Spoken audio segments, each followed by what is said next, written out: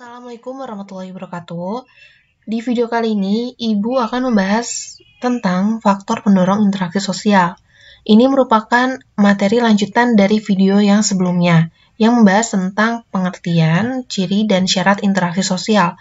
Jadi, Ibu rekomendasikan buat kalian yang belum paham atau yang belum menonton video yang bagian pertama, silakan kalian untuk menonton terlebih dahulu agar kalian lebih mengerti tentang materi kali ini.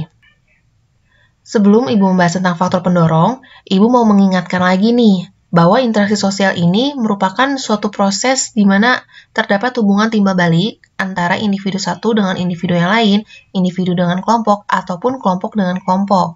Dan jangan lupa, di dalam interaksi sosial itu harus terdapat yang namanya stimulus dan respon.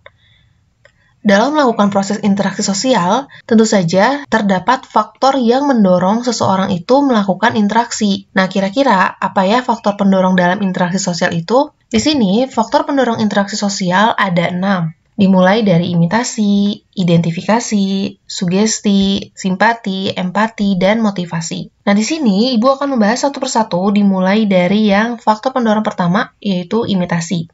Imitasi merupakan suatu proses di mana seseorang ini meniru orang lain, baik tingkah lakunya, gaya hidupnya, ataupun penampilan fisik. Misalkan kalian itu sangat mengidolakan seseorang, terus kalian tiru nih tingkah lakunya dia. Ketika ada seseorang meniru tingkah laku atau meniru gaya hidup orang lain, maka itu disebut dengan imitasi. Ada istilah barang imitasi atau barang tiruan.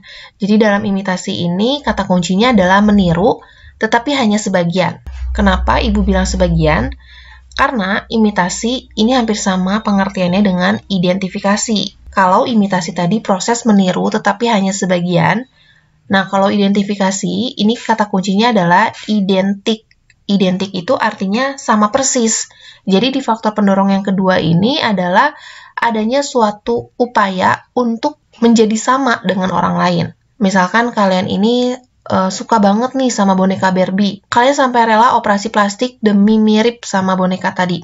Mukanya, badannya, gaya pakaiannya, dan semuanya. Intinya kalian ini pengen banget jadi sama. Beda dengan imitasi. Memang sekilas tuh sama ya pengertiannya, sama-sama meniru. Cuman kata kuncinya, kalau imitasi tadi sekali lagi, dia ini meniru tapi hanya sebagian. Misalkan entah itu kalian menirunya hanya gaya hidupnya aja, atau menirunya hanya tentang gaya pakaiannya aja. Nggak semua kalian tiru. Tapi kalau identifikasi, ini benar-benar sama banget. Kalian tiru semuanya. Oke, kita lanjut sekarang ke yang sugesti. Sugesti ini merupakan suatu proses mempengaruhi pikiran orang lain. Kata kuncinya adalah mempengaruhi. Contohnya misalkan iklan di TV. Kalian lihat nih iklan di TV, iklan apa ya, misalkan es krim deh. Kok kelihatannya enak gitu ya. Bikin kalian tuh jadi pengen beli es krim. Nah, ketika pikiran kalian udah terpengaruhi oleh iklan tadi, kemudian kalian tertarik untuk membeli es krim tersebut, maka sebetulnya kalian itu sudah tersugesti oleh iklan tadi. Nah, kemudian yang keempat, ini ada simpati. Simpati merupakan proses di mana seseorang ini merasakan apa yang dirasakan oleh orang lain. Contohnya, ketika ada teman kalian yang lagi bercerita tentang masalah hidupnya, kemudian kalian jadi ikut merasakan apa yang dirasakan oleh teman kalian tadi. Entah itu kalian jadi ikut nangis, atau ikut merasa kasihan. Intinya dalam simpati ini ada perasaan yang dibawa. Simpati dan empati ini sebetulnya hampir sama. Sama-sama memainkan perasaan. Tapi bedanya apa sih? Kalau simpati, dia hanya ada perasaan iba, ada perasaan kasihan doang. Tapi kalau empati, ini di dalamnya ada action atau ada tindakan. Contohnya apa?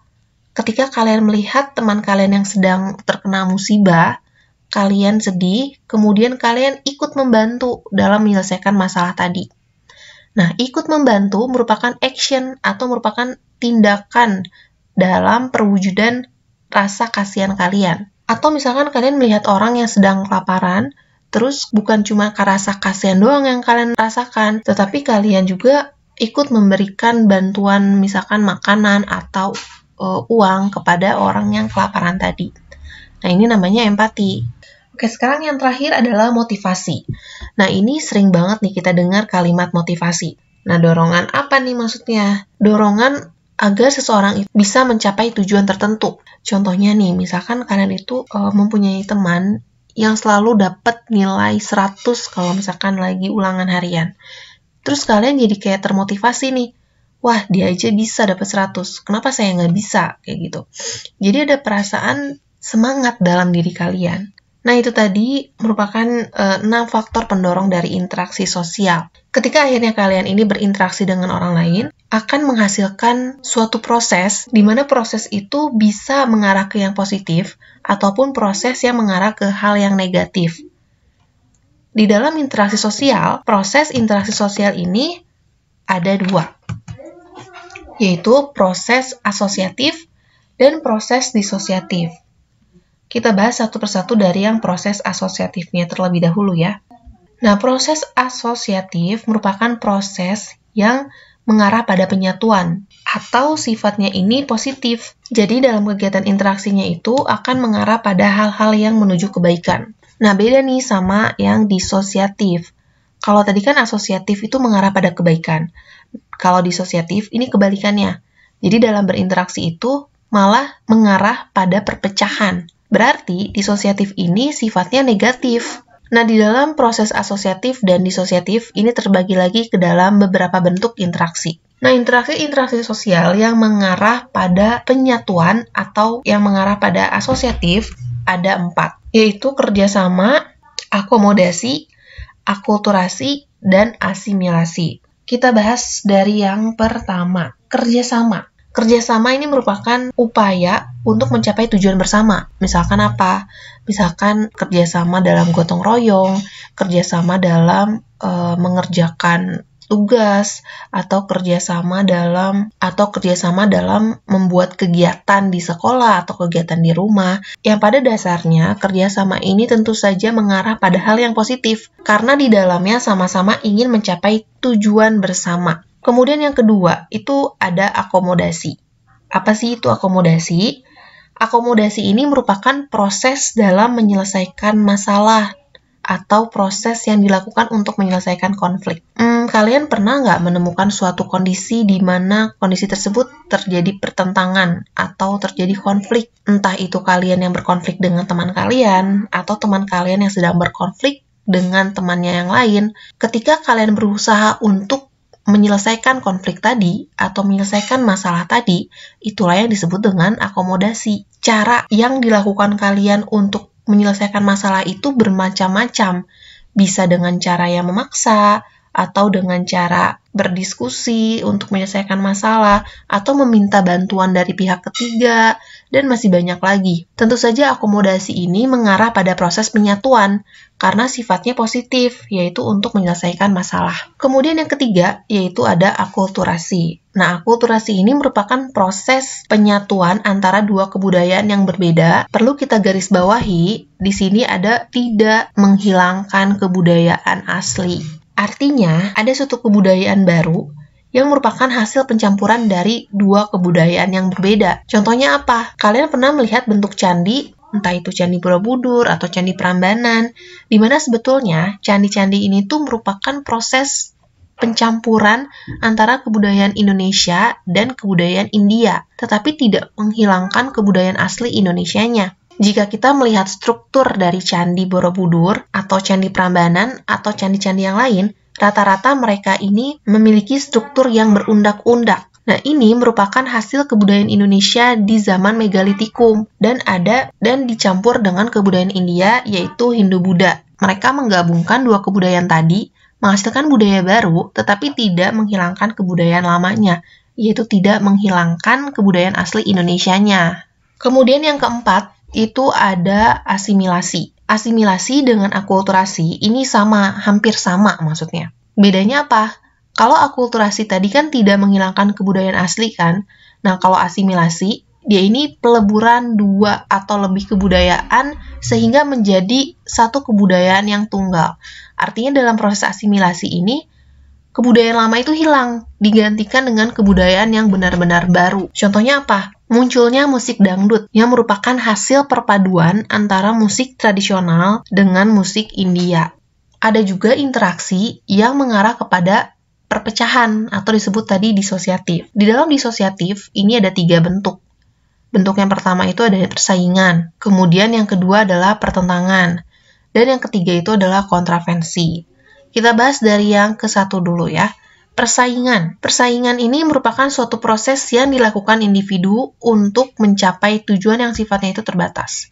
Nah, kenapa sih persaingan ini masuknya ke dalam interaksi yang sifatnya itu negatif atau bisa mengarah pada perpecahan? Di dalam persaingan, ada upaya-upaya yang dilakukan untuk mencapai tujuan yang dia inginkan. Dengan cara apapun yang penting dia bisa mendapatkan tujuan itu. Entah itu dengan cara yang positif ataupun dengan cara yang negatif. Nah, persaingan dengan cara yang negatif, misalkan apa? Misalkan menjatuhkan lawan dengan cara kekerasan atau fisik, atau bisa juga dengan hal-hal yang gaib. Hal tersebut dapat mengarah kepada hal-hal yang negatif, sehingga persaingan ini masuknya ke dalam disosiatif.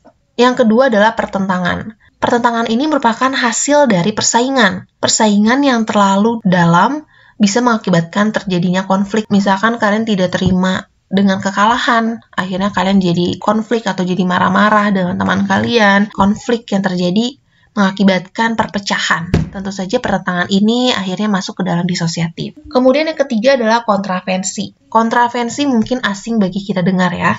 Kontravensi ini memiliki arti bahwa adanya perasaan tidak suka tetapi disembunyikan secara diam-diam. Misalkan ada si A dan si B. Diam-diam ternyata si B ini nggak suka sama si A. Perasaan tidak suka ini tidak kalian umbar-umbar atau tidak kalian bicarakan kepada orang tersebut atau kepada teman kalian yang lain. Perasaan tidak suka ini kalian pendam sendiri, tetapi lama-kelamaan dari adanya kontravensi atau perasaan tidak senang tersebut dapat mengarah pada perpecahan jika perasaan tidak suka ini dipendam terlalu lama. Nah, itu tadi merupakan 3 bentuk dari interaksi sosial yang sifatnya negatif atau mengarah pada proses disosiatif. Jadi kesimpulannya dalam pembelajaran kali ini, dalam berinteraksi sosial terdapat 6 faktor yang mendorong kalian untuk berinteraksi. Dan juga aktivitas interaksi sosial ini tidak selalu bersifat positif atau mengarah pada persatuan, tetapi interaksi sosial juga bisa mengarah kepada hal-hal yang negatif.